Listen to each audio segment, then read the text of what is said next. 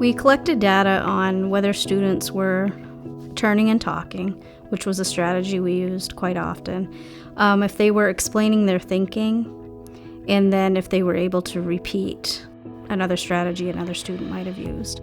We were at different levels in the data collection process. Like, for example, myself, I had far too many pieces that I was trying to collect, and so we were continually refining what we were going to do for data collection.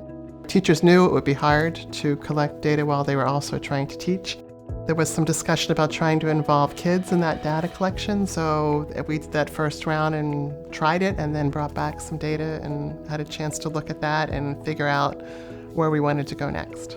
I did have a teacher, ed tech, who worked in my classroom, and we, several times with our data collection, we would meet and we would break up the group because there were 24 children.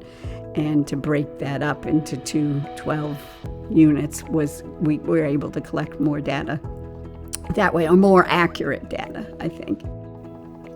You know, you can collect data about talking in a classroom and how valuable the talk is and how important it is. Whereas before, I would just collect data on a concrete thing, and talking can sometimes not be as concrete.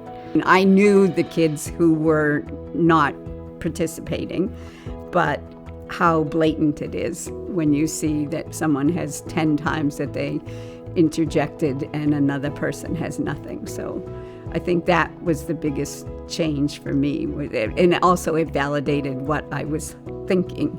I think looking at the data in a protocol format helps you to keep, not to jump to conclusions and not to jump to action too quickly. I think, we see this problem, okay, let's just try this and throw this at it before that may not even be a contributing cause. I would say that the most valuable and the most challenging part of the whole process was the data collection. It was the most challenging to try to find a way to manage that and to balance collecting it when you were independent on your own. I also felt that the data collection was the most valuable part of the whole process because we were able to really look at it and reflect and then decide if we needed to make changes in our instruction based on the data that we collected.